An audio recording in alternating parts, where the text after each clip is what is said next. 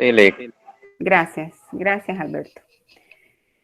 Bueno, entonces para hoy vamos a hablar sobre la genética de la conservación. En desarrollo sostenible conservar es importante, pero que no nos engañen diciéndonos la conservación in situ o ex situ es muy importante. Conservación ex situ. La conservación ex situ implica una serie de detrimentos en cuanto a la diversidad genética, que es importante que nosotros conozcamos y que no nos vengan con el cuento, por así decirlo, de que estamos haciendo conservación ex situ y vamos a salvar la especie. Pues en algunos casos, estos programas de conservación ex situ son buenos, han tenido éxito para recuperar algunas especies, sin embargo, no es lo mejor, no es el mejor tipo de conservación. Más adelante lo vamos a ver. Entonces, para llegar a decir de que no es el mejor tipo de conservación, pues que ustedes, yo estoy segura que ustedes ya saben eso, pero tenemos que saber cuáles son los conceptos que están inmersos en eso para poder llegar a esa conclusión. Esos conceptos son entonces diversidad interespecífica y diversidad intraespecífica. Vamos a ver cuáles son las diferencias entre esos dos conceptos. Y también vamos a ver el concepto de fragmentación de la población, que la fragmentación de la población, entre otros, tiene como consecuencia la deriva genética y la erosión genética también es otro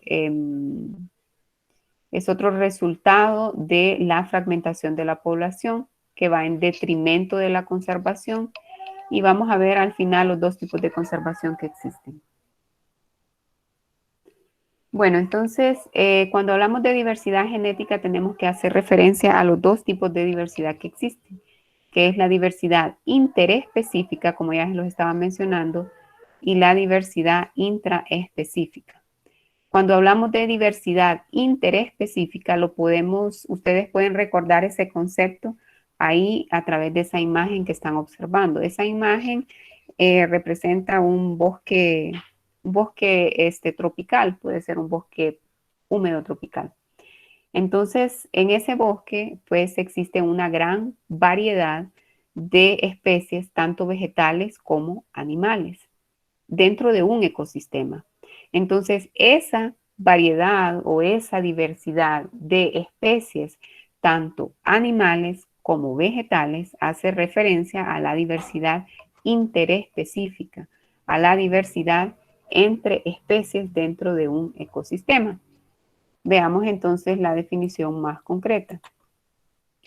La diversidad interespecífica es la diversidad entre especies. Es el número de especies vegetales y animales diferentes presentes en un ecosistema.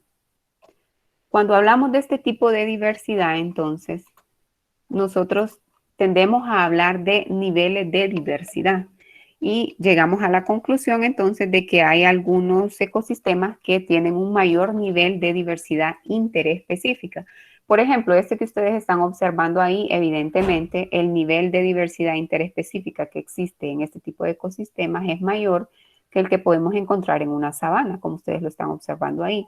Las sabanas se caracterizan porque tienen árboles de porte pequeño, mediano y distribuidos de forma uniforme no distribuidos de forma no uniforme y con un buen espacio entre un árbol y otro, ¿verdad? Como ustedes lo observan ahí, no es que no existe diversidad interespecífica en este tipo de ecosistemas, sino que si lo comparamos con este otro tipo de ecosistemas, pues evidentemente el nivel de diversidad interespecífica en este tipo de ecosistemas es menor. De aquí entonces es que surge un concepto importante que está en el capítulo que ustedes tuvieron que haber leído para responder al cuestionario. En inglés se le conoce como Biodiversity Hotspot, que hace referencia a los puntos calientes de biodiversidad.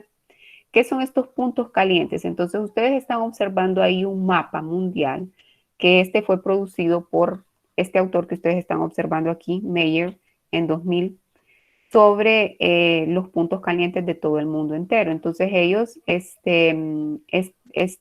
autores, mapearon utilizando diferentes herramientas cuáles son los puntos calientes de biodiversidad de todo el planeta y llegaron entonces a la conclusión de que existen alrededor de 36, únicamente 36 puntos calientes.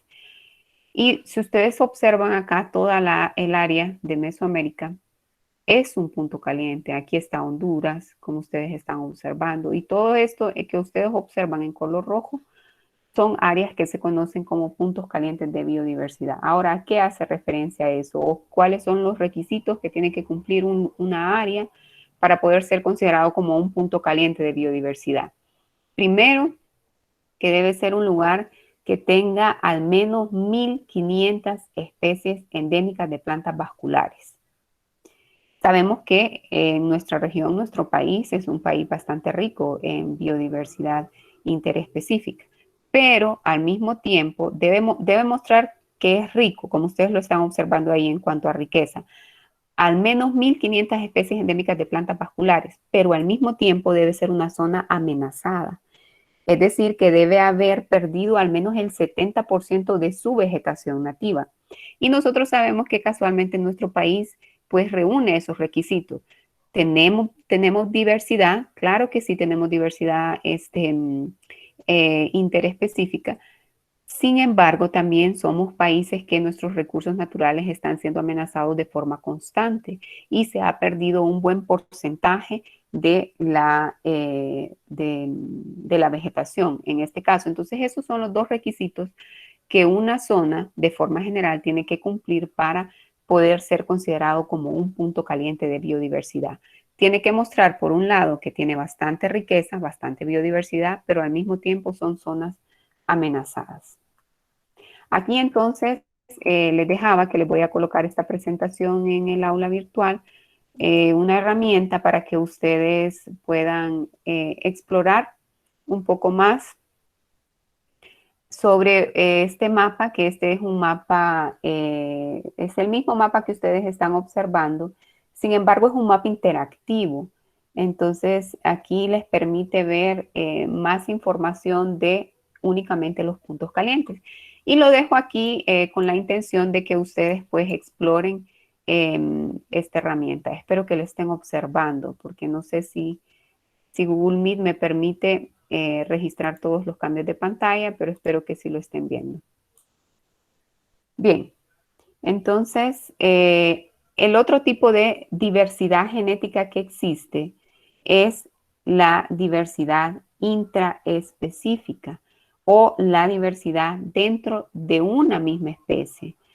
Como ustedes están observando aquí, por ejemplo, una variedad en cuanto a la coloración, pero no solamente la coloración, ya sabemos que el fenotipo que demuestra una especie dice mucho de la información genética que guarda en su interior. Entonces estamos viendo aquí, por ejemplo, para el caso del frijol, que existe una gran variedad. Entonces, este ejemplo que ustedes están observando ahí es un ejemplo de diversidad intraespecífica, diversidad dentro de una misma especie, reflejada por el nivel de variación genética que ocurre entre individuos dentro de una población.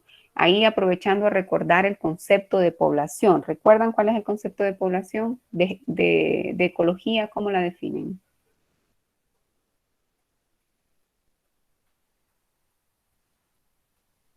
Vamos a ver. Ecología es requisito de esta clase. ¿Cómo podemos definir ecología? Perdón, población. Organismos de una misma especie que habitan en... Exactamente, exactamente. Individuos de una misma especie que habitan en una área geográfica determinada.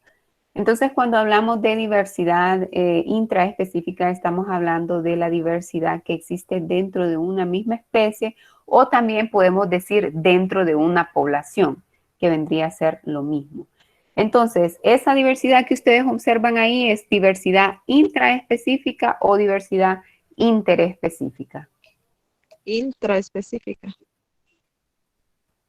Exactamente, diversidad intraespecífica. Y lo que ustedes están observando ahí, entonces, es un ejemplo de diversidad. Interespecífica. Esta es interespecífica. Interespecífica. Sí. No, esta que estoy mostrando aquí en este momento es diversidad. La del maíz. Esta es intraespecífica. Intraespecífica. Intraespecífica. intraespecífica, exacto. ¿Y esta? Interespecífica. Ok. Bien, exacto. Bueno, entonces ahora que ya conocemos los dos tipos de diversidad que existen, ya sabemos que uno podemos decirlo es a nivel macro y otro es a nivel micro. Hablemos entonces de qué es lo que puede ocasionar una pérdida de esa diversidad que ustedes ya conocen.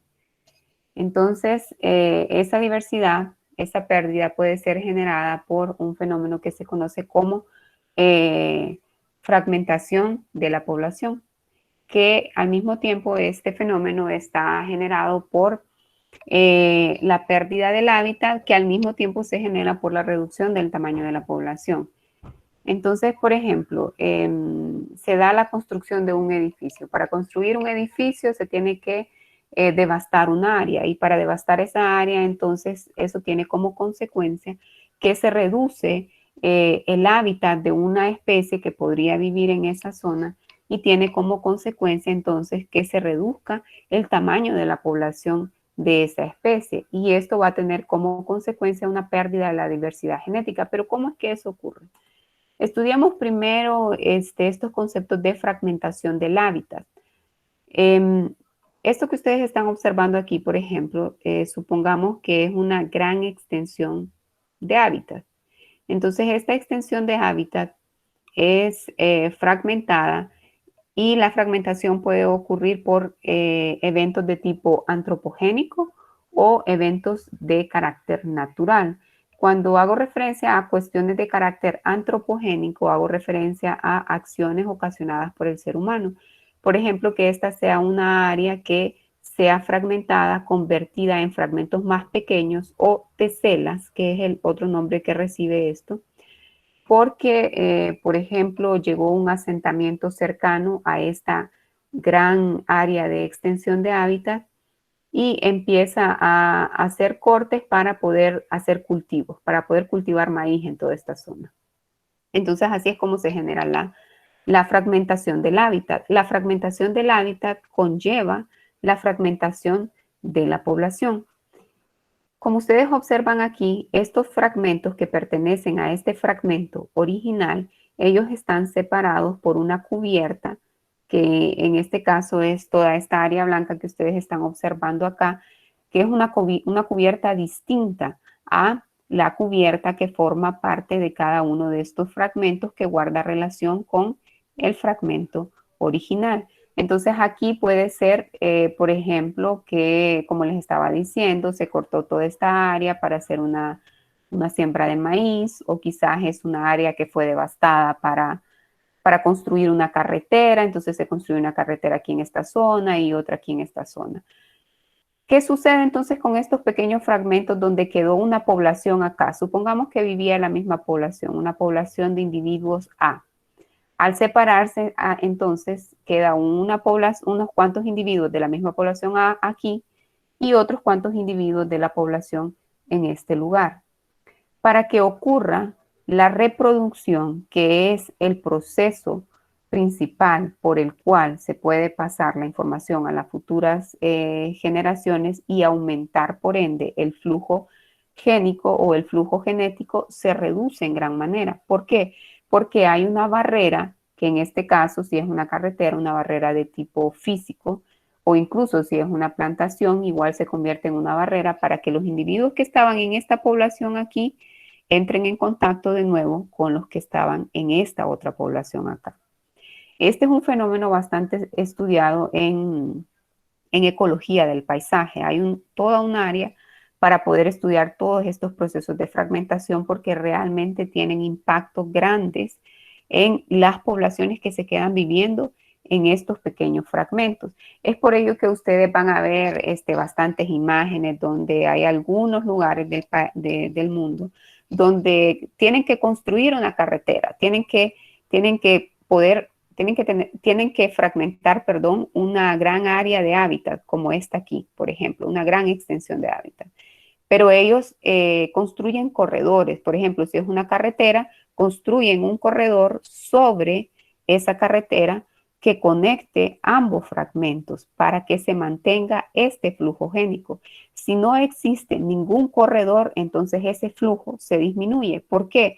Porque la probabilidad de que esta especie que quedó viviendo aquí llegue a esta que estaba acá es muy poca, porque si bien es cierto, ellos pueden pasar la carretera, en la mayoría de los casos perecen y mueren, son atropellados o en fin, cualquier otra razón, ¿verdad? Porque no son humanos, pues no saben que es una calle para pasar al otro lugar, ¿verdad? Sin embargo, si se construyen corredores, pues esto facilita este flujo y lo mantiene, el flujo génico, y entonces esto es una forma de poder minimizar la pérdida de la diversidad genética si se establecen estos corredores.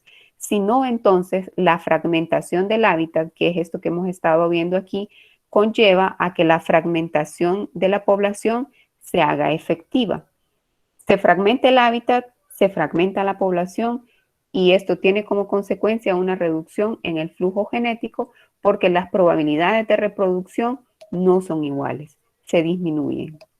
Entonces, cuando las poblaciones ya no están en contacto, se reduce el flujo génico por migración o intercambio de gametos y se pierde un mecanismo importante para mantener la variación genética. Estudiamos entonces este concepto de cuello de botella que ustedes lo vieron por ahí cuando estuvieron respondiendo esta guía.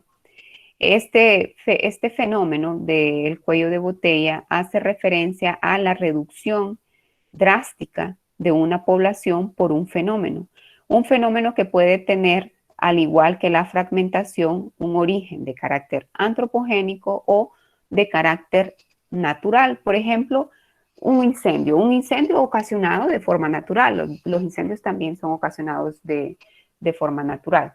Entonces, tenemos esta población inicial. Supongamos que todo esto que ustedes están observando acá, estos pequeños círculos son pájaros, digamos, que pertenecen a la misma especie, pero tienen variación en su información genética, que se manifiesta en la variación fenotípica, es decir, en sus características físicas. Entonces aquí yo observo que existen pájaros con color de alas, por ejemplo, digamos que sean las alas verdes, con tonalidades verdes, otros con tonalidades naranjas y otros con tonalidades rosa, rosa o rojo. Entonces, ellos habitan aquí en esta botella, que es el ecosistema. Luego, ¿qué sucede? Ocurre un incendio. Este incendio, entonces, es el cuello de la botella, para hacer un símil, una comparación. Ocurre este evento, que es el incendio, y ¿qué sucede entonces? Que no todos los individuos que forman parte de esta población tienen las mismas probabilidades de sobrevivir, porque hay algunos que quizás estaban más alejados de la zona de donde se inició el incendio y pudieron sobrevivir. O hay otros que pudieron salir a tiempo, qué sé yo, o fueron rescatados. Cualquier otra razón que les haya permitido poder escapar del cuello de botella que en ese entonces estaba siendo provocado por un incendio. Pero resulta que los individuos que consiguen sobrevivir de ese evento no representan toda la información genética de la población inicial. Como vemos aquí, sobreviven en su mayoría individuos que tienen la información genética que codifica para el color de las alas rojo. Y algunos pocos que codifican, que tienen información genética que codifican para el color de las alas verdes y únicamente un individuo que tiene la información genética para las alas color naranja. Entonces, ¿qué sucede con estos individuos? Y ojo, que aquí no es que ellos sobrevivieron más los rojos porque eran los más fuertes, no, o porque eran los que más se adaptaban, no, en este caso sobreviven al azar. Sobreviven porque fueron rescatados, porque estaban lejos de la zona donde se inició el incendio, cualquier otra razón que tenga que ver con el azar. Este puñado de individuos, entonces, con el tiempo se van a reproducir y van a generar una nueva población que va a alcanzar en número de individuos a la población inicial. Sin embargo, como ustedes están observando aquí, la información genética del grupo parental era reducida porque no representaba toda la información de la población inicial. Por tal razón, entonces, cuando estos individuos empiezan a reproducir, se observa que, aunque se alcanza el número de individuos de la población inicial, pero la información genética que ellos tienen es reducida y no representa la información genética de la población inicial. ¿Por qué? Porque como quedaron más individuos con información genética que codifican para el color rojo de las alas, entonces, por tal razón, existen mayor cantidad de pájaros, por ejemplo, con alas de tonalidad rojo. Entonces, con el tiempo, nosotros vamos a ir observando que esta población va a tender a que todos los individuos posean la información genética que codifica para las alas de color rojo, porque los padres no representaban toda la diversidad de la población inicial. Entonces ahora el concepto. El cuello de botella ocurre cuando una población se reduce a unos pocos individuos reproductores cuyos descendientes se incrementan luego en número en generaciones posteriores para restablecer la población. La diversidad genética de la población restablecida es a menudo fuertemente reducida debido a que el grupo que funcionó como padres no representa toda la diversidad del grupo originario. ¿Por qué? Porque puede ser que en este caso, digamos que la información genética para el color naranja representa una característica fundamental. Digamos que es una ventaja que permite a ese pájaro poder camuflajearse de un depredador nuevo, de un depredador latente.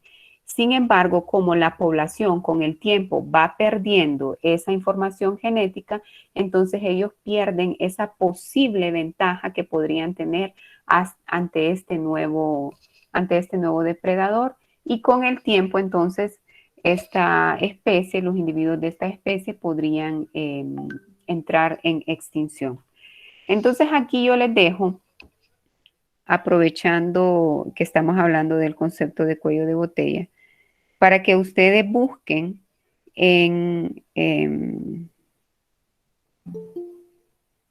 sí, bueno, tengo una persona solicitando que la agreguen. Vamos a dar un poquito de tiempo.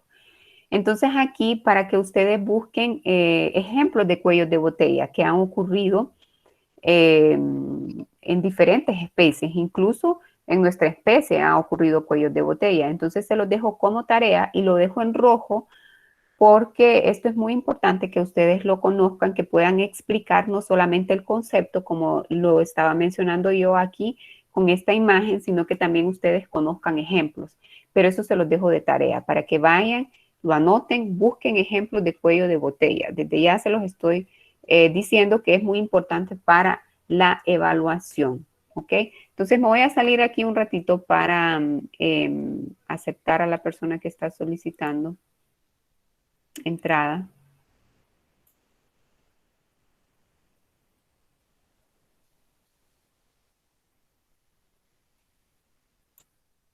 Bueno, entonces estábamos hablando de los conceptos de los diferentes tipos de diversidad que existen. Estábamos mencionando este ejemplo del cuello de botella. Y hablemos entonces ahora un poco sobre la deriva genética. Bueno, entonces la deriva genética, como ustedes lo observan ahí, favorece al azar una de las variantes del gen que codifica para el color de las alas. Con este ejemplo, tenemos esta población inicial de mariposas que se observa una variación fenotípica que nosotros sabemos tiene un fondo genotípico. Toda variación fenotípica tiene un origen de carácter genotípico. Entonces aquí estamos observando mariposas de color, con alas color café y mariposas con alas color blanco.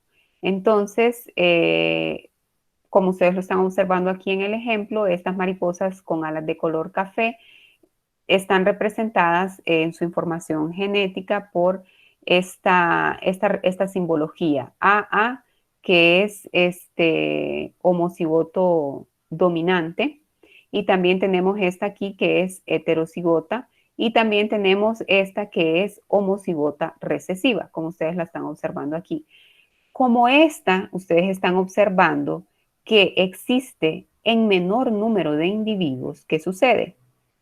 Sucede que con el tiempo, quienes tienen mayor probabilidad de reproducirse son aquellos individuos que tienen las alas de color café y por ende guardan la información genética que codifica para esa coloración.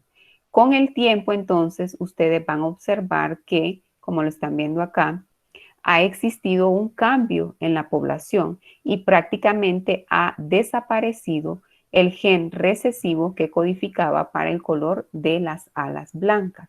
Ahora, esto no ocurre siempre y esto es una cuestión del azar.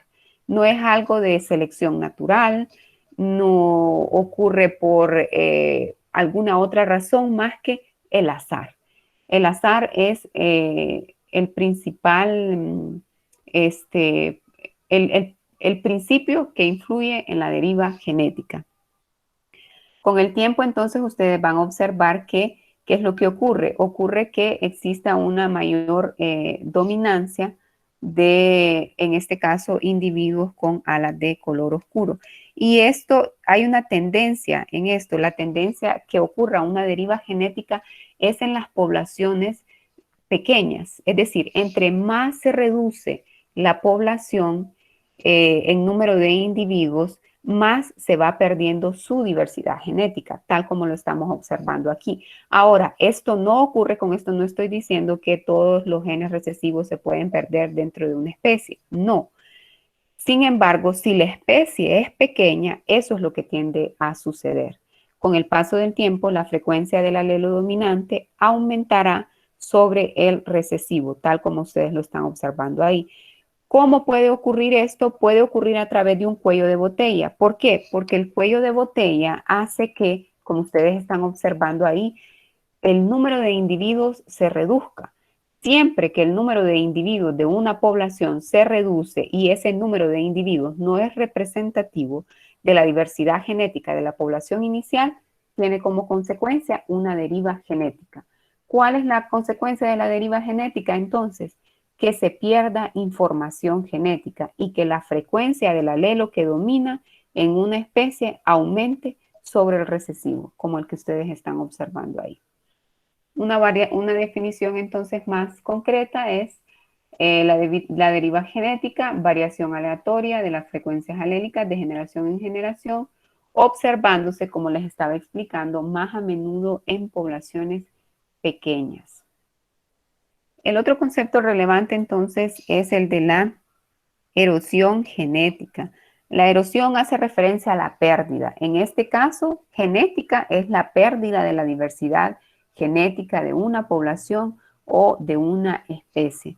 ¿Cuál es la consecuencia? Esto es muy importante. Existen dos efectos de la erosión genética. La primera es la pérdida de potenciales alelos importantes que puede llevar a la extinción de una población, y la otra es la reducción de los niveles de heterocigosis. Como ustedes lo estaban observando acá, miren, en este ejemplo, la heterocigosis se pierde y ustedes observan que la mayoría de los individuos, bueno, todos los individuos son homocigotos. Entonces, esa es una de las principales efectos de la erosión genética. Y lo otro es la pérdida de potenciales alelos importantes, que lo voy a explicar a través de este ejemplo, que es un ejemplo que es bastante estudiado, tanto en ecología como en historia natural. Mis estudiantes que están llevando historia natural ahorita conmigo, pues ya conocen este ejemplo y son capaces de explicarlo, ¿verdad? Bueno, entonces, ¿en qué consiste? Miren, previo a la revolución industrial, esta especie de polilla se presentaba con esta variación. Tenían polillas con alas de color moteado, polillas moteadas, como ustedes están observando ahí, color blanco y un poco de color negro, y polillas totalmente negras, oscuras, como ustedes están observando acá. Previo a la revolución industrial, ellas vivían en líquenes, como ustedes lo observan aquí, un líquen pegado en el tronco de un árbol. Entonces, en este círculo rojo que ustedes ven acá, hay una polilla. Ustedes ven imperceptible a la vista nuestra, incluso a la vista de los depredadores. Entonces, vean la polilla oscura. Se percibe perfectamente. En este tiempo, previo a la revolución industrial, antes de la revolución industrial, se daba bastante la prevalencia de estos líquenes y un mayor número de polillas moteadas que vivían en los líquenes. ¿Por qué? Porque ellas, al ser moteadas y al estar vivos los líquenes, entonces los depredadores no podían observarlas. Y por tanto, entonces estas prevalecían en mayor número de individuos y por ende eran las que tenían las mayores probabilidades de reproducirse, porque eran más en número, entonces tenían mayores probabilidades de reproducirse, y la reproducción es importante porque mantiene el flujo genético y hace que la información genética que codifica para la coloración moteada de esa polilla pase a las siguientes generaciones. ¿Qué ocurre? Cuando viene la revolución industrial, los niveles de contaminación se aumentan. Con el aumento de los niveles de contaminación, entonces los líquenes que vivían en los troncos mueren. Y con ello, entonces, las polillas de color moteado ahora sí ya resultan visibles, como lo estamos viendo aquí en este caso. Vean, aquí ellas ya están totalmente visibles. Entonces, ahora el ser de esta coloración ya no les representa una ventaja para ellos. Ahora en este momento es una desventaja. ¿Quiénes tienen la ventaja? Las polillas de coloración totalmente oscuras. Entonces, se observa que después de la revolución industrial se incrementa un mayor número de individuos de coloración oscura. ¿Por qué? Porque en este caso en particular, ¿verdad? Que ya no estaban los líquenes, entonces las moteadas, son más perceptibles ahora para los depredadores y por ende empiezan a reducir en número. Como ellas van reduciendo en número, entonces las probabilidades de poder reproducirse también se reducen. Y ahora, ¿quién tiene la ventaja? Las polillas de color oscuro. Ahora, pero ¿por qué entonces esta especie se pudo mantener después de la revolución industrial? Porque tenía la información genética que podía codificar para estas coloraciones y poder adaptarse a el ambiente cambiante. Sin embargo, ¿qué hubiese ocurrido entonces si existe erosión genética? Es decir, que existe la pérdida de estos alelos importantes y que no se observe entonces la información genética para esta variación fenotípica. ¿Qué ocurre? Simplemente la especie se pierde o la especie entra en un proceso de extinción, porque si no tienen la información en sus genes que le permita variar de esta forma y poder adaptarse al medio cambiante producto de las presiones ambientales, entonces va a morir.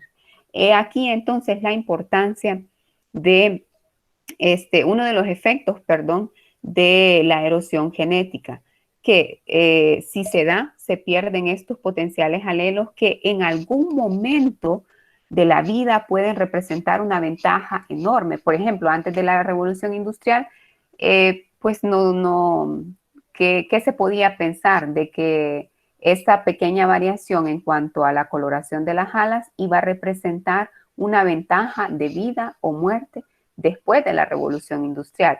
Es por ello entonces que nosotros guardamos, digo nosotros porque nuestra especie también y otras especies también guardan información genética que en un determinado momento puede salir a relucir dependiendo de las presiones ambientales a las que nosotros nos veamos expuestos. Finalicemos entonces con este concepto de conservación. Como ustedes saben, existen dos tipos de conservación: la conservación ex situ y la conservación in situ. Desde el punto de vista genético, y quiero que alguien me diga y que cuente como participación, ¿Cuál, desde el punto de vista genético, verdad? Que lo hemos estado viendo ahora, cuál de esas dos tipos de conservación es la mejor?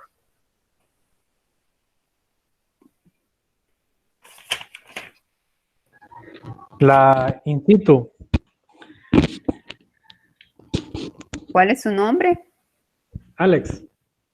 Alex, la in situ. ¿Por qué, Sí. Alex? Bueno, según lo que leí, la in situ solo es, no siempre da resultado, ¿va? Ujú. Y bueno, más que todo por eso me guié. Bueno, Y alguien, son, ajá, bueno, la primera es en ambiente más controlado. exacto, sí, porque es fuera, ¿verdad? De la región donde vive la especie. Pero la pregunta es, sí, su respuesta, ¿cuál es la mejor? Es mejor la in situ.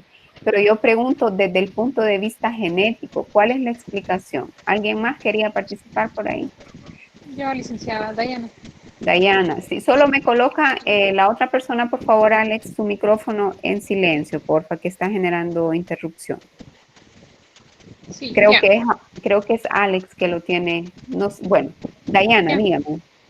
La in situ, porque la ventaja de la conservación, ¿verdad? Ujú, Como para otras especies, es que se pueda mantener la población más grande con mayor diversidad genética. exactamente.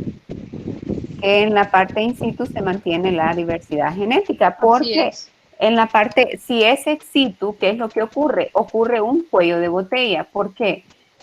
Recuerden que el cuello de botella hace referencia al fenómeno. Un cuello de botella puede ser ocasionado por un incendio, por la construcción en una área, por la construcción de una represa, o puede ser ocasionado, en este caso, como le estábamos mencionando, que se quiera conservar a una especie ex situ, es decir, se extrae de la zona, pero esos individuos que se extraen no tienen toda la información genética que representa a la población inicial.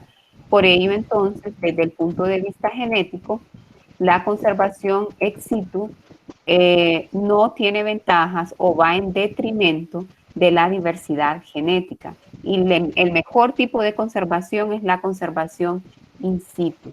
Ahora, existen casos, por ejemplo, por eso yo no soy muy afín de los zoológicos, por ejemplo, porque en los zoológicos se da un tipo de conservación ex situ.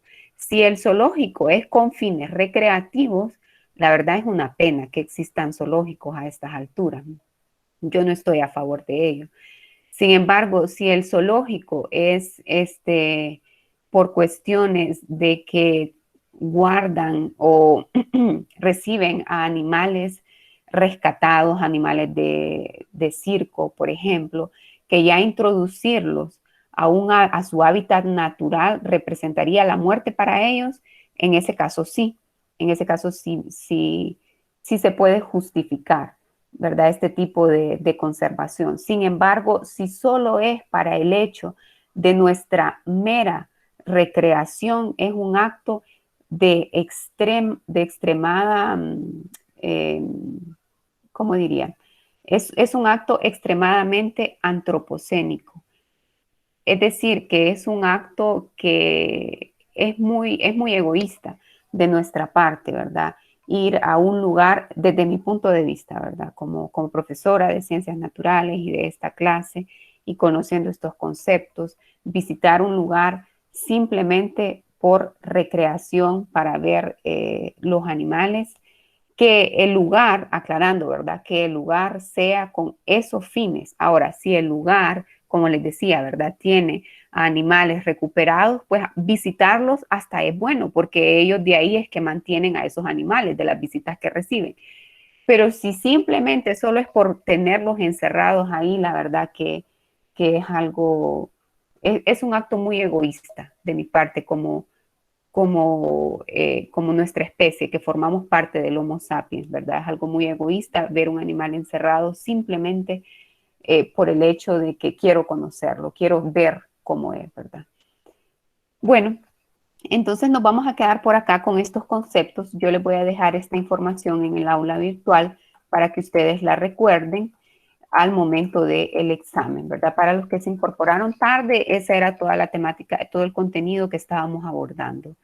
Ahora entonces vamos a dar paso y vamos a ir finalizando con las personas que tenían participación para hoy, que nos van a hablar sobre los microplásticos. Tenía contemplada 3 personas para participar hoy y los dejo entonces, si ustedes tienen alguna presentación, prepararon algún material o algo por el estilo para que puedan compartir pantallas, si ustedes así lo desean.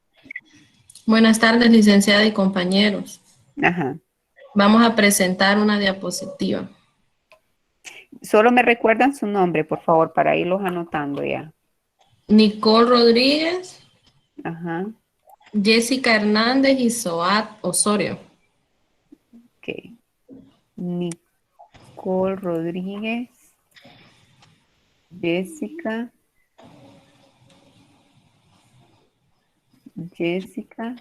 y Soad.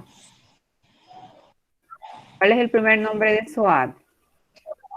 ¿Es Soad? No, Scarlett Soad. Scarlett Soad Osorio. Sí, bueno, adelante entonces. Pueden compartir pantalla si así lo gustan.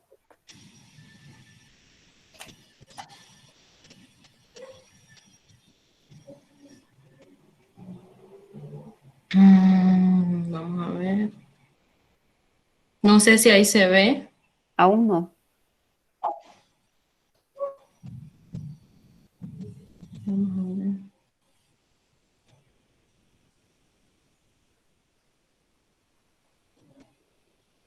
Compañera Jessica, pruebe usted a ver si puede. Compañera, ahí se le estaba viendo bien, solo que tenía que ampliar la pantalla más. Ah, ok. Sí. Permítame. Sí, ahí ahora.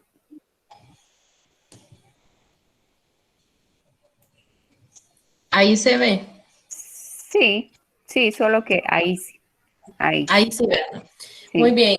Buenas tardes, compañeros y licenciada. Mi nombre es Nicole y hoy les vamos a hablar de lo que son los microplásticos, ¿verdad?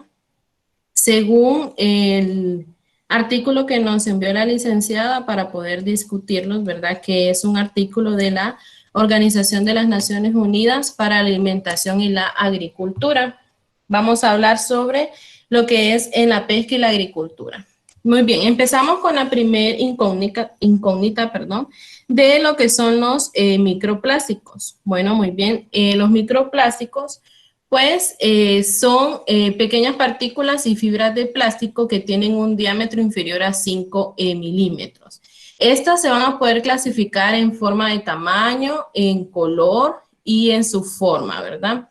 Tenemos entonces que da, ¿verdad?, reconocer lo que son estos tipos de plástico que se encuentran ahí, que estos son los nombres, que tenemos el polietileno, tenemos un ejemplo aquí que serían las bolsas plásticas, también los embalses de protección. No sé si alguna vez han comprado alguna pieza o algo que viene como bien cubierta. Las computadoras también a veces vienen con eso. También tenemos el film, que es como una cinta que se puede estirar y adaptar. Tenemos también el polipropileno, que en este caso serían, por ejemplo, las cintas, estas que miramos ahí en la pantalla.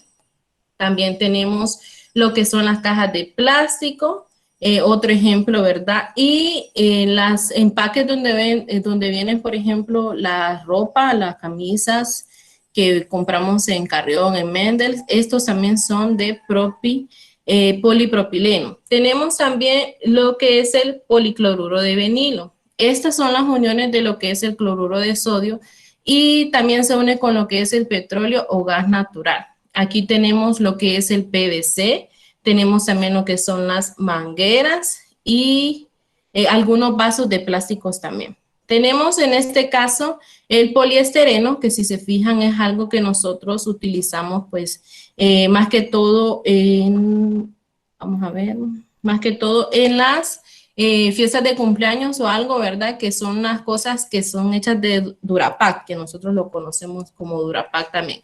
Estos son envases de espuma. Y tenemos el tereftalato de polietileno, que en este caso son las botellas de plástico. Algunas cosas, ¿verdad? Como lo que es la ropa o algunos plásticos tienen lo que son estas letras, estas PET, ¿verdad? Que significa el termoplástico lineal. Es de tereftalato de polietileno o politereftalato de etileno. Muy bien, ahí tenemos, ¿verdad?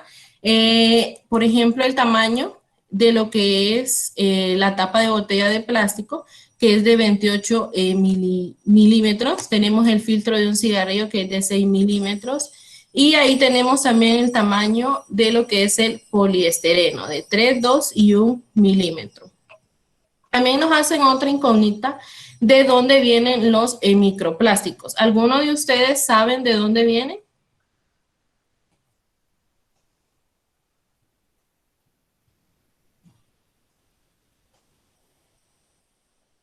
Compañeros. De la desintegración de lo que son los plásticos que caen al océano. Muy bien, sí, ¿verdad? Bueno, los microplásticos son todos esos residuos, ¿verdad? Que quedan de los plásticos en general que nosotros hemos utilizado, ¿verdad? Y podemos ver entonces en una imagen. Esta producción y uso de lo que son los microplásticos en el mundo pues ha aumentado desde la década del año de 1950. Se estima que la producción superará los 1.000 millones de toneladas en el año de 2050.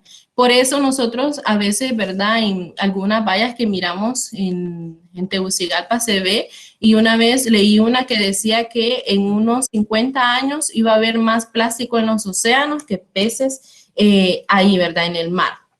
Los microplásticos se van a clasificar en dos. Se van a clasificar en primarios y se van a clasificar en secundarios. Los primarios pues son los que se fabrican intencionalmente de un cierto tamaño. Aquí tenemos lo que son los granulados, los polvos y evasivos domésticos e industriales. En los secundarios son los provenientes de la degradación de materiales más grandes, sea por su fragmentación de microplásticos, como por ejemplo las bolsas, las cuerdas, o en algunos casos los neumáticos, ¿verdad? Eso pues lo utilizan bastante, por ejemplo, en los barcos, cuando tienen alguna red de plástico para pescar, ¿verdad? O también para hacer algún remiendo ahí en el barco. Ahí tenemos entonces una imagen donde nos dice las fuentes de plástico que llegan al medio marino. Tenemos aquí los productores y convertidores, tenemos los consumidores sectoriales, aquí tenemos la agricultura, la pesca, la construcción, transportes terrestres, los consumidores individuales, aquí tenemos envases de alimentos y bebidas, que es donde nosotros nos encontraríamos, ¿verdad? Cosméticos y productos para el cuidado personal, textiles y prendas de vestir. Como sabemos nosotros, pues todo lo que utilizamos, ¿verdad? Un bote de crema, desodorante o de loción, el perfume, ¿verdad? Todo pues viene envasado en algo de plástico. También, por ejemplo, las salsas de ketchup, el aceite, ¿verdad? Pues ahí incluirían lo que son los consumidores individuales. Y también tenemos lo que es la gestión de residuos. Los residuos sólidos, agua y aguas residuales. Entonces, también nos hacen otra pregunta, ¿verdad? De cuáles son las dinámicas de los microplásticos en el medio acuático. Como sabemos, ¿verdad? Aquí pues casi no existe lo que es un conocimiento sobre los flujos entre estos entornos, pero se dan, ¿verdad? Más que todo en las superficies de los océanos, en la columna de agua, en el fondo marino, en las costas y en la biota.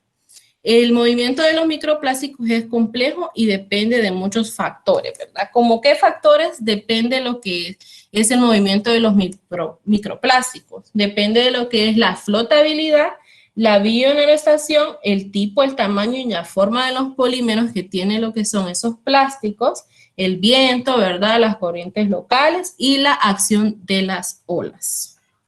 Muy bien, las áreas particularmente afectadas por la presencia de microplásticos van a ser el mar Mediterráneo, los mares del este y el sureste asiático y las zonas de convergencia ecuatorial, los giros, ¿verdad? El norte del Atlántico y del Pacífico. Ahí tenemos entonces una imagen de los resultados de los modelos de densidad mundial de partículas plásticas. Esto está de las piezas por kilómetro cuadrado, es la barra de lo que son los colores en 4 categorías de tamaño. Ahí nos dan el tamaño, ¿verdad? De 0.33 a 1 milímetro, de 1.01 a 4.75 milímetros y de 4.76 a 200 milímetros. Muy bien. Y aquí tenemos también, ¿verdad?, que los microplásticos en el agua, los aditivos que se filtran y los modelos de absorción contaminantes. Ahí podemos ver en la imagen, ¿verdad?, lo que es la lixiviación y la absorción. Y continúa mi compañera.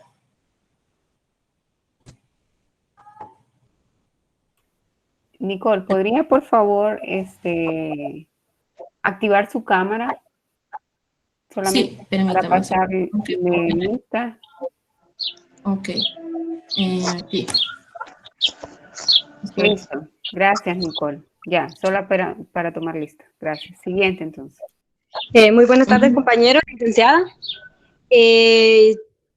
Yo les voy a hablar un poco sobre lo que es, cuáles son los impactos ambientales de los microplásticos.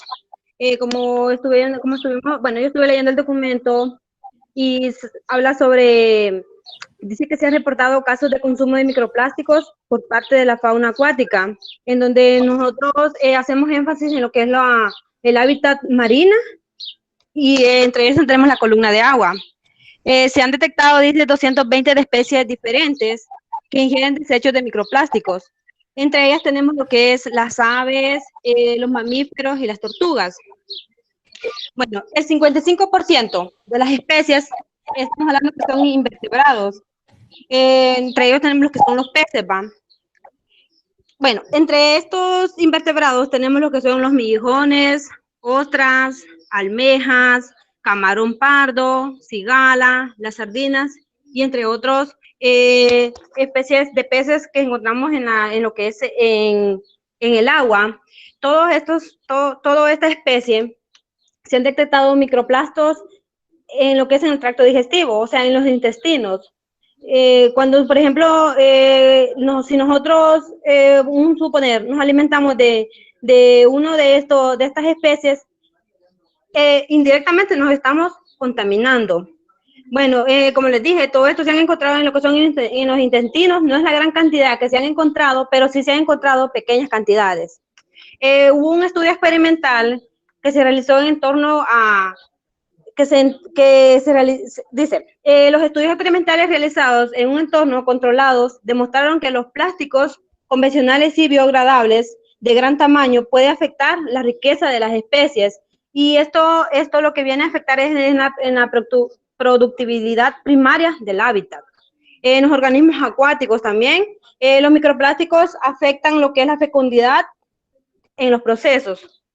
Bueno, compañera, no sé si me puede poner lo que es la imagen, la siguiente imagen.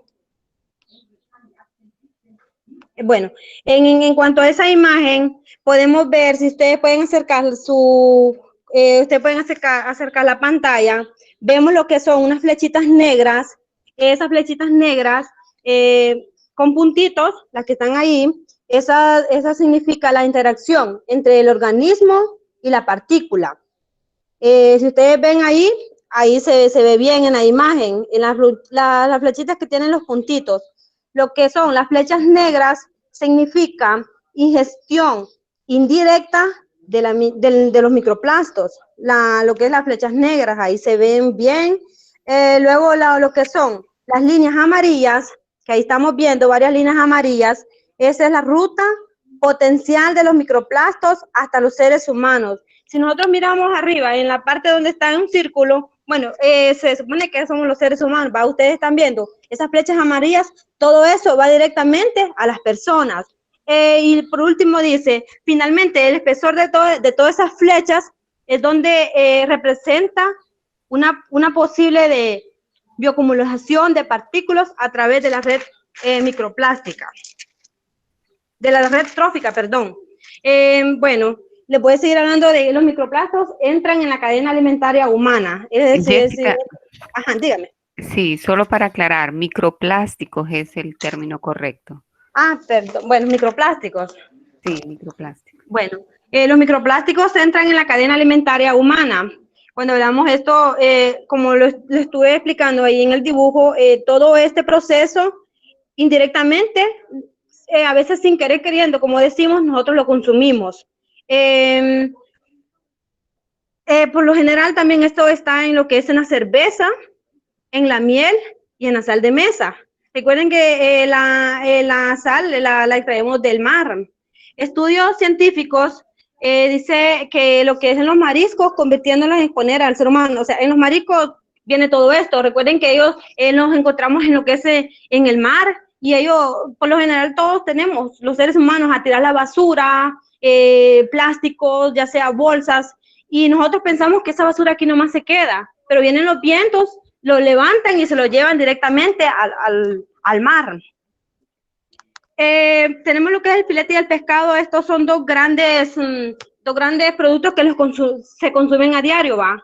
Por lo general, lo que es el filete y el pescado grande, estos no contienen microplastos, según los estudios que se han analizado. ¿Por qué? Porque no consumimos lo que es los intestinos, ¿va? La gente que lo prepara, esto lo procesa y le quita estos intestinos. Entonces, por lo general, bueno, el estudio, según lo que leí ahí, no contienen lo que son microplásticos. También, bueno, pequeñas especies de los crustáceos, moluscos, estos sí, aquí sí tenemos que tener cuidado, porque estos sí contienen lo que son, están expuestos a lo que son microplásticos. Bueno, el otro subtema es lo que es la contaminación de microplásticos. Tienen un impacto sobre la inocuidad de los mariscos. La inocuidad, esto significa que lo que es la higiene, ¿va? Que nosotros tenemos como personas, para tratar de cuidarnos un poco más, tenemos que tener esa higiene al momento de consumir este tipo de alimentos. Los humanos estamos expuestos a contaminantes asociados a los plásticos a través de diferentes fuentes, como ser el agua, el aire, alimentos como el pescado graso. Entre ellos tenemos lo que es la cabella, que es uno de los alimentos que se consume, la leche materna y alimentos incluidos el pescado crustáceo, moluscos. Consideramos como principales fuentes de exposición humana. Bueno, esto, como les dije, todo esto son los que nosotros tenemos que tener mucho cuidado. El consumo de ración de los millojones es de 250 gramos, que esto equivale a 9 microgramos de plástico. Mejillones, Jessica. Mejillones, sí, perdón, mejillones. Bueno, yo leí mellojones. Ah, bueno, mejillones. Bueno, entonces, licenciada, esta es mi participación. Sigue mi otra compañera. Buenas tardes a todos. Voy a seguir hablándoles un poco acerca de los microplásticos. Recordemos que son pequeños trozos de plásticos. Muchos son imperceptibles para nuestros ojos, y cabe recalcar de que no solo amenazan el ecosistema marino, sino que también nos afectan a nosotros, los humanos. Estos microplásticos son partículas sólidas no solubles en agua. ¿Puede activar su cámara, por favor? Sí. Gracias. Y con un nivel bajo de degradación. Los objetos de plástico son cada vez más numerosos, y cuando nos deshacemos de ellos pueden tener distintos destinos. Tenemos esta pregunta que dice, ¿qué necesitamos saber aún?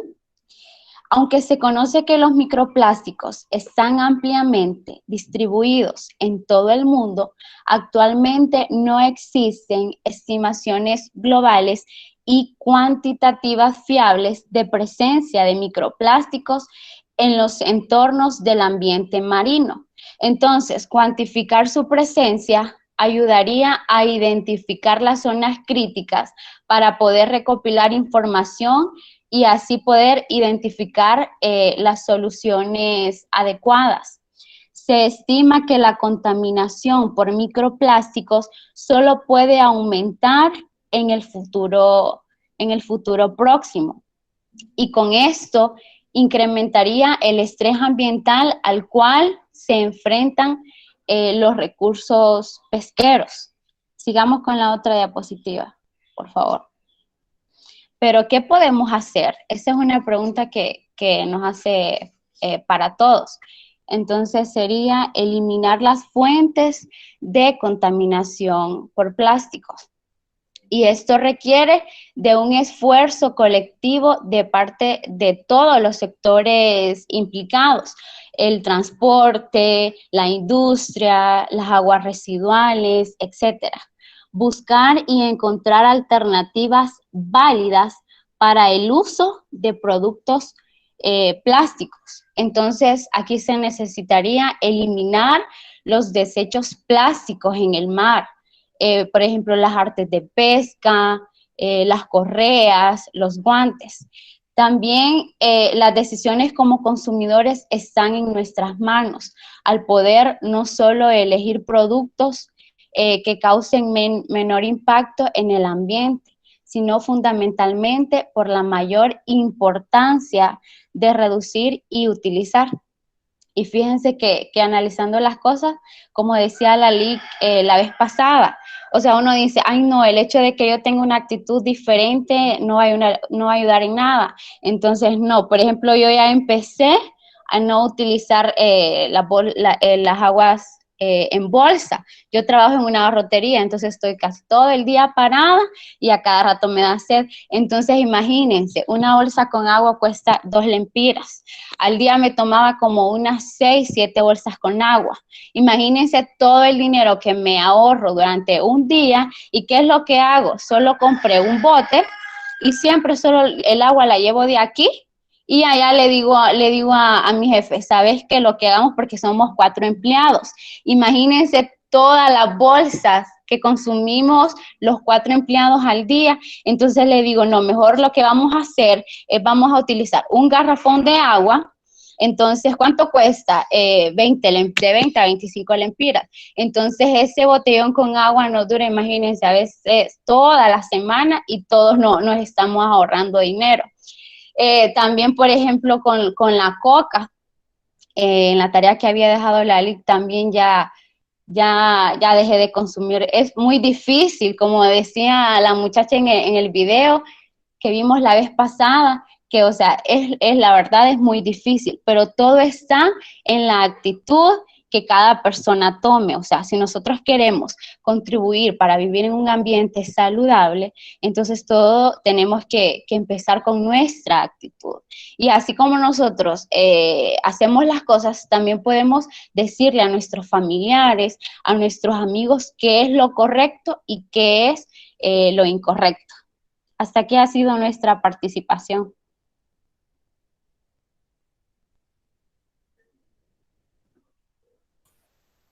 Muy bien, gracias, chicas. Buen trabajo. Presentaron toda la información que correspondía a el documento que yo les facilité. Siempre me agrada cuando entrego un artículo, documento que sea, que hablen sobre él y ustedes realmente hablaron sobre él. Entonces, eso está bien. Gracias, Oad, por tocar esa parte del foro, ¿verdad? Vamos a dejar una sola clase para hacer como una reflexión de todo ese material que yo les he proporcionado, que se presta para reflexionar sobre consumismo, y lo vamos a hacer la clase después del examen. Aprovecho a mencionar que, ya que usted lo mencionó, Soad, no todas las personas han hecho bien esa participación en el foro. Hay gente ahí que no ha completado y participaciones incompletas no las tomaré en cuenta. Hay personas que ahí se les solicitaba que tenían que hacer un compromiso.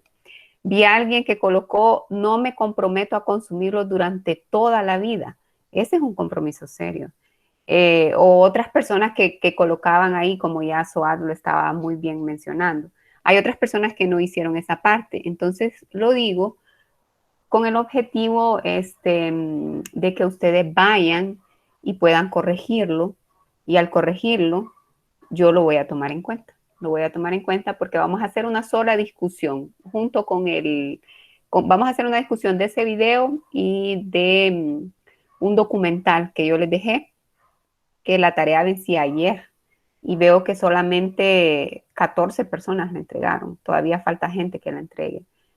Pueden hacerlo, ¿verdad? Pueden entregarlo después, ahí me va a constar que llegó después, pero para que no tenga nada, pues al menos tenga un poquito, ¿verdad? Y lo más importante es que no se pierda de esa información que aparece en ese documental, que realmente es buena.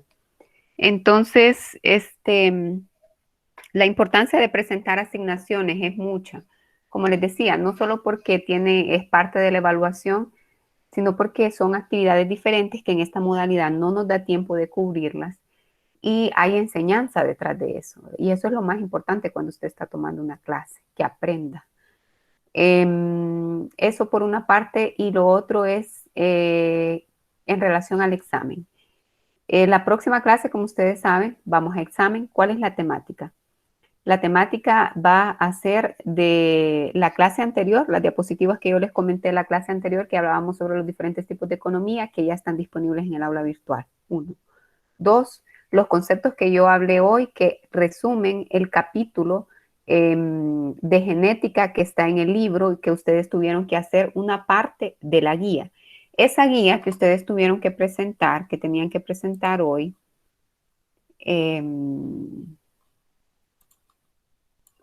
constaba de 2 partes.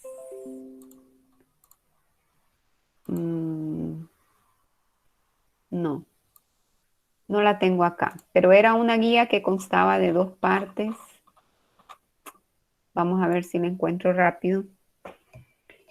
Y lo que les intento decir es que va a entrar una parte de esa guía en evaluación, la otra no, porque todavía no la hemos abordado. Entonces les quiero mostrar cuál es. Este es el aula virtual, que ustedes ya la conocen. Tiene una cantidad de actividades aquí.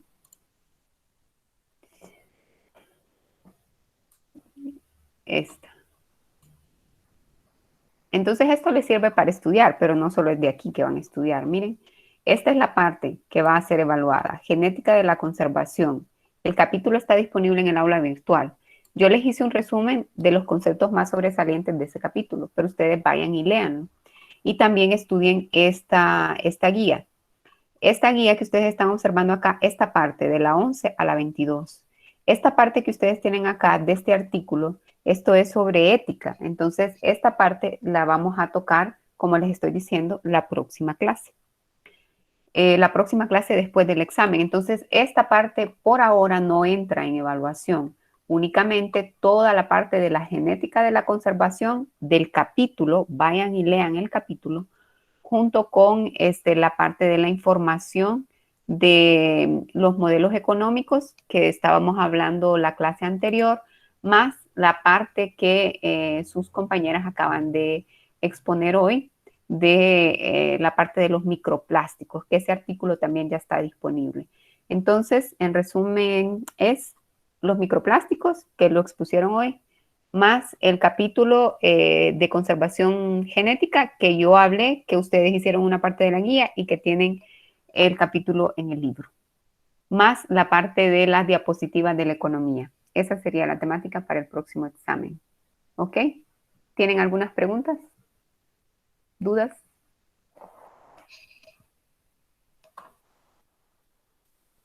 ¿Todo está claro? No, licenciado, tengo una consulta, pero con respecto al examen, el examen anterior. Sí. ¿Ya todo le revisó el examen o le falta? No lo he revisado a todos, solamente a algunas personas, pero de los que ya he revisado, que eso era lo que les quería comentar también, de los que ya he revisado, pues la verdad que no les ha ido bien a los que he revisado. Entonces les sugiero por favor que estudien más, que sepan más los conceptos, porque de hecho en esa parte de redactar el ensayo, pues a estas alturas Alguien que ya lleva este seminario es porque ya pasó ecología. Si pasó ecología es porque ya pasó todas las biologías. Es decir, que no estamos hablando de un estudiante de segundo año.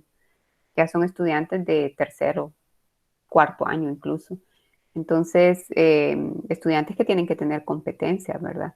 Y en eso lo que les quiero decir es que soy flexible para evaluar esa parte del ensayo, pero hay otras partes como por ejemplo el concepto de desarrollo sostenible, que ustedes identifiquen un ODS, cuáles son los ámbitos del desarrollo sostenible, que eso lo hemos venido hablando hasta el cansancio de que ustedes no lo sepan. Entonces ahí ya me da una idea de que esa persona no estudió y tampoco no prestó atención en clase.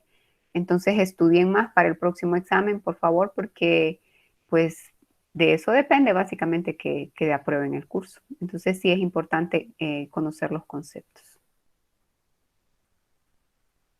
¿Alguna otra pregunta? Bueno, respecto al examen entonces solamente tienen que estar pendientes. Yo continúo revisando, he estado revisando esta mañana y voy a seguir por la tarde hasta mi próxima clase y ahí ustedes esperen su calificación entre hoy y mañana. Y a las personas que no han presentado las tareas o que han presentado los foros y están incompletos, vayan y háganlo nuevamente. Háganlo nuevamente porque aunque lo hagan tarde, pues no van a tener una calificación mala como si ustedes no corrigen, ¿ok? Entonces, nos veremos el próximo. Yo les voy a decir cuándo nos vamos a ver, porque la próxima clase es para el examen y yo les voy a decir cómo va a ser en el examen por el chat, ¿ok? Licenciada. Bye. Licenciada. Ajá. Sí, solo tenía, creo que no pasó lista de asistentes. Ah, gracias. Sí, gracias. Estaba pasando, vamos a ver, Karina Jocelyn Mejía. Karina. Presente. Alba Rosibel. Alba tiene excusa. Jenny Estela Velázquez. Jenny. Presente. Diana Nicole. Presente. Alvin, por ahí lo miré a Alvin. Alvin.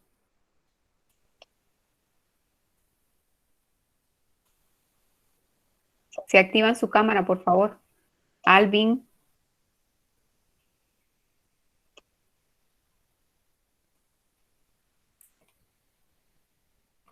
Bueno. Alex Mejía. Alex.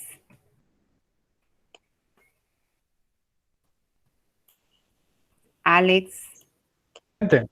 Sí, presente. Lemi. Presente, Lick.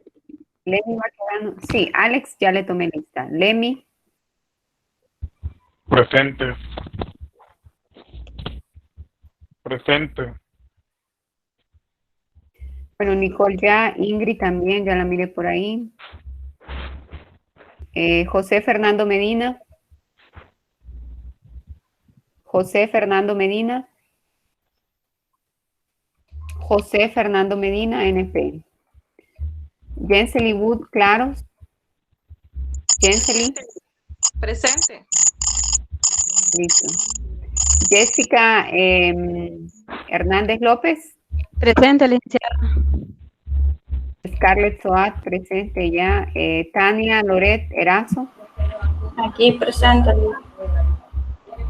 Presencio Alberto, presente. Diana Ninosca. Presente, Lick. Elsie Etelinda. Presente, Lick. Y Byron. Byron ya le había tomado lista. Bien. ¿Alguien más? Aime. Sí. Ya le había tomado lista, Aime. Ok. Bueno, nos veremos entonces. Cuídense. Nos vemos, Lick. Nos vemos, bien. Lick. Que estén bien. Bye, bye. Gracias. Nos vemos, Lick.